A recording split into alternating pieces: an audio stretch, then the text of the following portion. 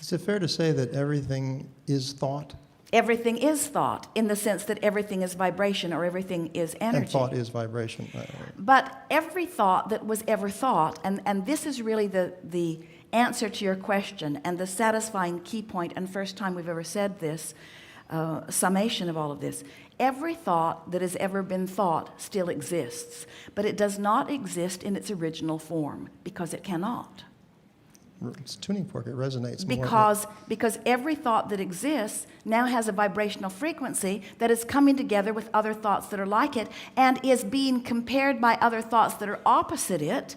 So the thought, just like the creator, is knowing what it wants, knowing what it doesn't want. Every thought has at its basis the presence of wanted and unwanted. Every thought.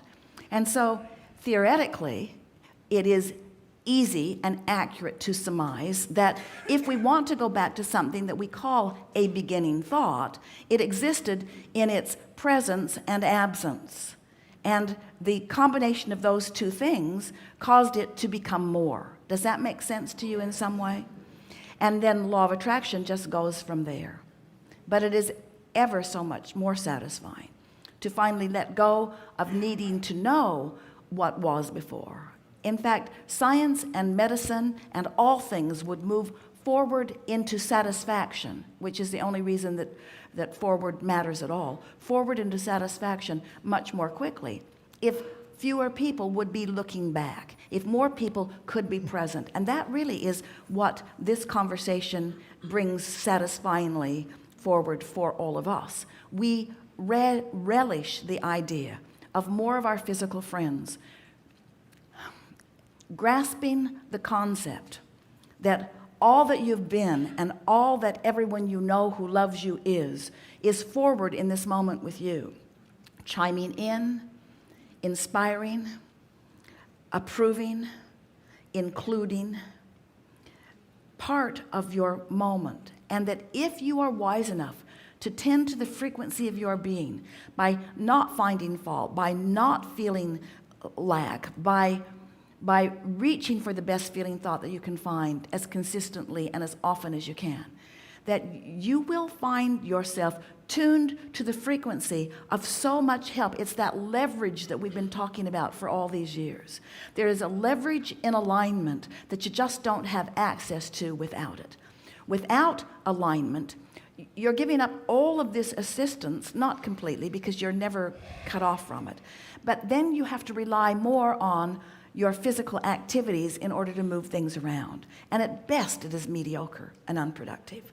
But when you tune to the frequencies of who you really are, and you allow yourself to feel the enthusiasm. Esther was somewhat concerned, as Jerry was always sitting here making the notes from the seminars, and she loved following the seminar. He would spend the following many, many hours just looking through his notes and adjusting them more and making more notation, because he was always looking for the information for the subscription programs, for the best of Abraham, for the quote clips. He was always looking for pieces that he could present to those who didn't have as much time as he did to move through the material.